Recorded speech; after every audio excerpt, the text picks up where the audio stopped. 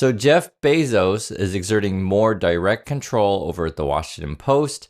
And I want to go over his statement and let's jump right in. So this is from Jeff Bezos. And he says here, I shared this note with the Washington Post team this morning. I'm writing to let you know about a change coming to our opinion pages. Okay, so this is not necessarily the news that we know of, just the opinion pages.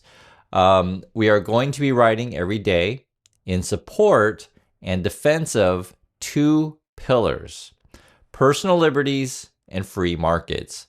And that's the key line right there, right? So basically saying, I talked to the opinion people, we're talking about the opinion page, and I guess they're going to force people over there, which is kind of ironic, considering that to say, hey, we're all about personal liberties and free markets, yet you have to follow what I say. So I just want you to hope you see the irony of this. I'm writing to let you know about a change in coming our opinion pages, right? We are going to focus we're going to be writing every day in support, every day, I guess, wow. Every day in support of two pillars: personal liberties and free markets. We'll cover other topics of too, of course, but viewpoints opposing those pillars will be left to be published by others, right? So you have to agree with these things. And I want to finish this, and I'll express more of my own opinion first. I want to hear what Jeff Bezos has to say. There was a time when a newspaper, especially one that was a local monopoly, might have seen it as a service to bring to the readers' doorsteps every morning a broad-based opinion section that sought to cover all views. Today, the internet does that job. I am of America and for America and proud to be so. Our country did not get here by being typical. And a big part of America's success has been freedom in the economic realm and everywhere else. Freedom is ethical. It minimizes coercion and practical. It drives creativity, invention, and prosperity. Honestly, I'll finish it, but I'll just say it's hard to take this stuff seriously when you're literally saying you have to write about these two things. And then he goes on and on about freedom, which doesn't really sound like freedom to me. So I don't know if Bezos can hear the irony of his own letter, but also says here, I offered David Shipley, whom I greatly admire, the opportunity to lead this new chapter. I suggested to him that if the answer wasn't, quote, hell yes, then it had to be, quote, no. After careful consideration, David decided to step away. This is a significant shift. It won't be easy, and it will require 100% commitment. I respect this decision. We'll be searching for a new opinion editor to own this new direction. I am confident that free markets and personal liberties are right for America. I also believe these viewpoints are underserved in the current market of ideas and news opinion. I'm excited for us together to fill that void. And that's from Jeff Bezos. Obviously it depends on how you want to define these things, right? So, generally speaking, this is sort of the way that you promote certain views. You'll say, so for example, and this would be a thing that Elon Musk will do, right, all the time. But these kind of people, right, these billionaire class, they'll say, hey, how could you possibly against, personal liberties and free markets? Which, right, and I just want to make it clear, right, if you just take that language on the surface, like how could you be against, free markets, et cetera? But the stuff that chances are they want to promote isn't exactly a free market. So, for example, I'm actually for free markets. And so, in my opinion, that would include letting the Washington Post to take whatever opinions they like. And if they sell more newspapers, saying these things, or sell more newspapers saying those things, I think a free market then would include various points of views. And actually, whenever I go to a publication, I actually like to see more than one point of view. From Bezos' point of view, free market just means that big businesses should be able to have monopolies, because therefore we're more free, and big businesses should be able to merge whatever companies they want, and I guess that would be more free. Is that considered free markets? And I'm going to guess Bezos is going to say yes in that. So you can already tell my point of view. I'm not into monopolies. I think that's damaging to the system. that's kind of where we're going these days. A simple example. Do you want Walmart to be able to buy every single mom and pop store out there and everything just becomes Walmart? Or do you want every grocery store in USA or world or whatever just to be owned by one company? Is that really a free market? And, we know this from history that unfettered, just, no rules, no regulations kind of stuff leads to consolidation of power at the top. People often ask, and I tell you about it because I live here in Korea. We call it the chaebol. It's basically these conglomerates that own everything. And if you don't know this, the joke here in Korea is you can be born in a Samsung apartment, you can be born in a Samsung hospital, go to a Samsung school, right? Live in a Samsung house, drive a Samsung car, have a Samsung phone, have a Samsung computer, have a Samsung TV. Because it was going right. Work for Samsung, die in the Samsung funeral home.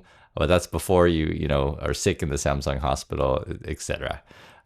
And it's not a healthy system where you have these conglomerates that control everything and then exert massive influence on politics, right?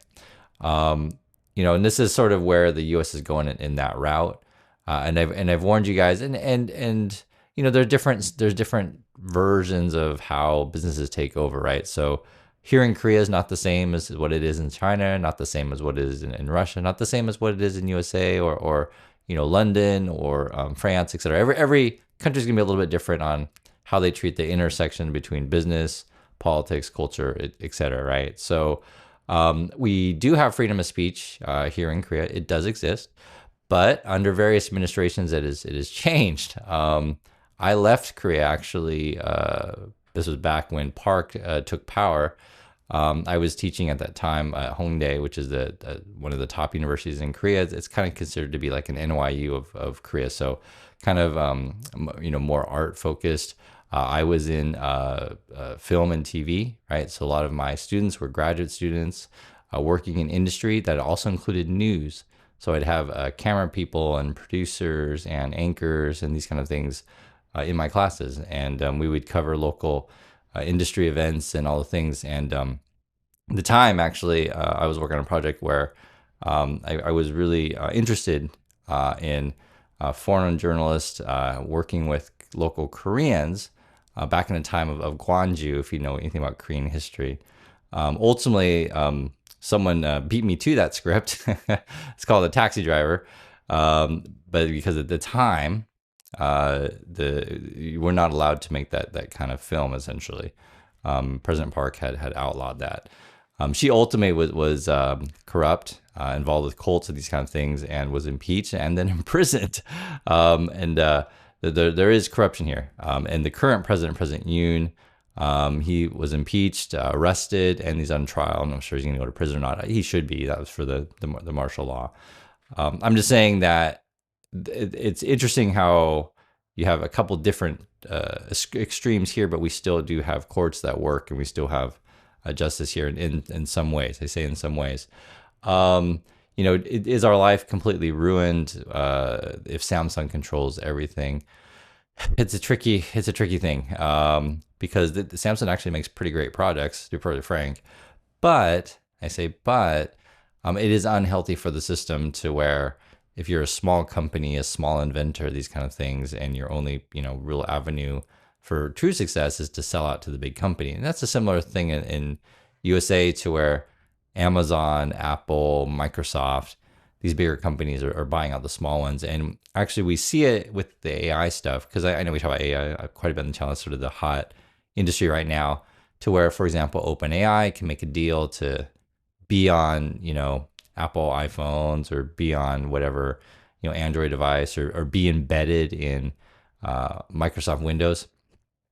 And other smaller AI companies then have no shot to get those deals, right? Which to me is a real big problem in the system. And so we have that issue here in Korea. So we still have innovations, right? We still have free market in the sense that, I can still buy and sell whatever I want, but the variety of products that may be available may be different and certainly affected by lack of competition. So I just find it ironic with the way that, I'm not against free markets at all. In fact, I would argue I'm more for it than, well, it depends how you want to define it, right?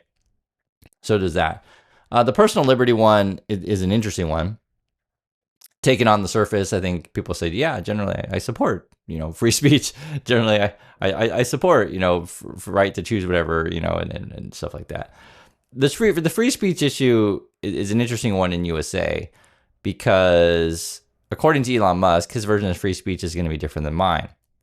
Elon Musk or and Jeff Bezos, he's gonna. I mean, he's joined into that camp, into the Donald Trumpy camp. But for Elon Musk, I'm using the Musk example because I follow that story quite a bit. Elon Musk would say, false advertising is free speech. Because there are limits to free speech, right? And I'll just pose that question to you. Do you think false advertising by a big conglomerate is part of free speech? Do you think it's okay for a company to say, hey, my products can do these amazing things, even though it's not true, right? But that they're going to say, hey, that's free speech. I can say whatever I want about my amazing products, right? Meaning that Elon Musk lies about his cars and the capability. He even instructs engineers to lie about the cars in terms of like range. For example, if you get into a Tesla, it'll say, hey, you can go 400 miles or whatever. Now I've actually experienced this myself where you actually use the thing in practice, like you have a full charge or whatever, it'll say 400 miles. And then in practice, suddenly it'll just drop from like, as you're driving along 300 to suddenly 100. And you're like, wait, where'd my range go? And they would actually refer that to Elon mode, to where the indicator would show you a more aggressive range than it actually was. Basically, the car lies to you. Is that free market? Is that personal liberty? Can Musk tweet out whatever nonsense? The other personal liberty stuff is I'm sure you guys know this. It's a contentious issue in USA, but you'll have people out there who are not scientists. You'll have people out there who are uneducated. You'll have people out there that just frankly make stuff up, right? And it could be about any number of issues. And it's a very, very tricky world that we live in, because unfortunately in the USA, people are financially rewarded for not being ethical. People are financially rewarded by just giving audiences what they want, even though if it's not true. That's a real shame, to be perfectly frank, and all this stuff, and I'm sure you guys understand this stuff. Like I said, on the surface, right? I'm not against free markets. I'm not against personal liberty. I think you should promote these things. Yes, I agree with Jeff Bezos on the surface, but it depends how you want to define these things, and sort of on each individual issue or whatever. Are you forcing people to say certain kind of stuff? I still think the Washington Post is probably still going to report the news. They have very good reporting over there. They have good reporters. Many journalists want to do the right thing. Just report the news. The news meaning that you have sources at various companies, you have sources within the government, etc. Tell us the inside story, what's going on, which is going to be different than say what a politician might say or CEO. And so if you notice on my channel, and this is very, very different than the most popular channels out there, they'll just bring on whatever politician from whatever position that they support. I mean, the channel supports a particular party or a particular company, and then just let them talk without challenging them. And our system is constructed that way because, for example, we'll use the example of Jeff Bezos, okay? So if I want Jeff Bezos to come on my channel, and here's Jeff Bezos here, right? If I want to come on my channel, he would, want a friendly conversation, which I completely understand, right? I'm not going to be mean to him. I'm not going to call him names and say, why'd you get divorced? That kind of stuff, and be mean. And they want a friendly platform, but then you start to lose the veracity, you start to lose an integrity there.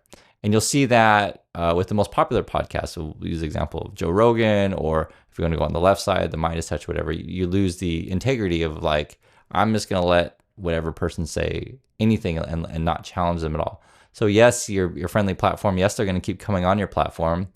Yes, you'll make more money, but you definitely lose in integrity. And it's a tricky issue because for a lot of people, they still want to have access. That's the world that we live in, because in the past, when there were only like a few networks, ABC, NBC, CBS, right? If you know American history, if you want to get some exposure, and they would say no press is bad press, right? Bad press is good press, right? It's like just get exposure. That's what you would do, right? You would take that tough interview, you would take that thing. But these days, because I have so many options for media outlets, I just go to the one that's friendly, that's not going to challenge my things at all. And so then you have this world today where people just make stuff up, people just blatantly lie, people go unchecked, right? So if you want to watch the, Fox News interview with Sean Hannity and they interview Trump and Musk, they just say whatever they want and they can just make up whatever they want. And Hannity's just like, oh, yeah, yeah, yeah. And in fact, it's even worse to where Hannity is in cahoots with Trump and Musk. They have the questions already and they'll do retakes and stuff like that. And whatever, there's that thing. And this, again, this is only the opinion piece of Washington Post. So, I'm still going to read them. They in the Washington Post, not the only thing out there. I look at Politico, Washington Post, I look at Bloomberg, I look at New York Times, I look at Wall Street Journal, I look at Financial Times, I look at Business Insider. I look at actually several publications. I look at Wired, which has been doing pretty good stuff these days. That's, you get different things. Generally speaking, the way this game is played, you'll have different sections, right? So you have the hard news where their job as a reporter is just literally you ask, insiders of what the story is. You try to get 3 or 4 opinions on that from insiders, like people say work at a company or people who work at university, people work at company, work in government. And then you throw that together with the facts, meaning that something happened. This is when it happened, right? Like this general facts. And then the articles generally, there'll be opinions sort of embedded in there by what you preference as running your headline or, what you put first, etc., or what you leave out. But they're generally just good reporting and just gives you a bunch of details and facts that are key to the story. And then, what I try to do on my channel, right? I try to do both because it's hard if someone doesn't have education or have facts to even understand your commentary at all. The issue, though, is that in this day and age, many channels out there, and Elon Musk is the leader of this stuff, where you just make up the facts, twist the facts, have no integrity, and then you have commentary based on stuff that's not even real. And so that's where we are. And as a general audience, and I completely understand. As a general audience, most people just they just, hey, what's going on? What's the truth, right? I think that would be a reasonable thing for people to want to just tell me the truth. What's going on, right? And I think most people should be adult enough to hear that, but most people aren't. When I make videos telling you the truth about stuff, giving my opinion, telling you like how the complexities of the world, those videos actually aren't that popular. That's not what audiences want at all. They just want their views reinforced. And in fact, the people who need to hear this particular video, the one I'm making right now, probably won't listen to this video. It's too slow for them, too complicated for them. They don't want to hear it, right? They just want to hear me say like how evil Elon Musk is and Trump is all day, every day, right? They don't want us to necessarily hear that, maybe someone in just for example, the Democrat Party that I don't like, for example, or certain issues that I don't like. They don't hear that. So and I don't and you'll notice my platform. I don't just tell you all day, every day that I love Democrats. I don't. Do you ever hear me say that? No. I don't say all day, every day I love Republicans. I don't think that way. I think that's disingenuous. I think that lacks integrity. I think a reasonable person, and I was professor for years, will let you decide what you think is good. But I'll tell you, me in a reasonable way, logical way. These are the facts. This is how I came to my conclusion. I want to hear your opinion, right? Because I know that not everything that I say, in my opinion, is 100% the most awesomest opinion of all time. That's not how the world is constructed. The world's constructed of all kinds of people. And that goes back to, say, the opinion section in the Washington Post, which is I'm fine with having, hey, there's a particular issue. We'll use the grocery store merger again, where it should all, grocery stores in the USA be one company. I'd like to see a column that says, yes, they should all be one company. And I'd like to see a column that says, no, they definitely shouldn't be all one company. And you might have a couple different professors that have various points of view on that. There's so many issues with this stuff, and then you get to the part to where, like, say, people on the Musk camp, I'll just use the Musk camp or Trump camp, say, oh, all professors are just all liberal and blah, blah, blah, blah, blah. When I hear people say that kind of nonsense, I just feel like they're saying, okay, I hate educated people. I absolutely hate people who have dedicated their life to a particular field of study. I hate it when people study and read books. I hate that. I just want people who are completely uneducated, don't know how to read, illiterate, and just take whatever point of view to promote whatever stupid ideas to stupid people. And then you have a dumbed down society is where we are today. Because I'll tell you the truth, right? Any professor, any academic, and I'm talking about from the academic side, it's different than business, right? Because we're not here to sell you something. We're here to educate you. It's a different point of view. But anyone who's gone to a quality program, right? And I'm talking about education, you're required to read like a massive amount of material. And people ask me sometimes, Chris, how do you put out so much material every single day? If you don't know, I do 3 videos a day. I work by myself. I'm one person, just me, and my wife occasionally comes on, but I do all the editing, I do all the reading. I don't have any scripts. Like I don't have any script right now. I just, hey, that's what Jeff Bezos said. These are my thoughts. Most other channels out there, they're a team. They have an editor. They have someone who does the thumbnails. They have someone who writes their script, and then the person ends up just being an actor, and they're just going for ratings, right? Hey, I just got to say something that makes my audience happy. And if that's what audiences want, so be it. But I think it lacks integrity. And how do I also do things, so quickly and so well? It's because I don't have to make any crazy stories up. I literally just give you my opinion from a regular person. What I mean by regular person, I don't have to be like some fake personality. You guys know this. Hi, guys. Welcome to my YouTube channel. I'm going to tell you exactly what you want to hear. You're all going to be rich, and your opinions are the best, and if completely ignore the facts. and blame other people, right? That's what general audiences want to hear. I think the whole personal liberty stuff, they're probably going to be equating, free speech with saying whatever nonsense, and they're going to promote more, we'll just call it right-leaning kind of views. I don't like to say necessarily Republican or Democrat in that way, because I think there are several people on the right-leaning or Republican-leaning that are say, hey, I'm all about fiscal responsibility, stuff like that, but I'm uncomfortable with, say, the whole Trumpy stuff, which basically means monopoly, corruptions, and those kind of things. But for whatever reason, people don't stand up for any integrity anymore. They just go with what audiences want and kind of feed into, what should I word say, I guess primal desires and that kind of stuff. There's lots of complicated stuff to talk about with the world, and there's multiple issues, and I'll give you one very simple thing, very basic thing, and this is something that a lot of people don't want to hear, but I'm just telling you the facts. Okay, go to any major network, go to any big of the YouTube channels right out in the news space, and do you see any Asian males in that space? And the question then remains, is it really are they really searching for talent? Are they really searching for the best people? If most of these programs and stuff like that is more entertainment focused, and they're really concerned about getting, and concerned about getting people who look a certain way. And you'll see very quickly, look at any major network, any major channel on YouTube, and you'll see there are not that many Asian male out there.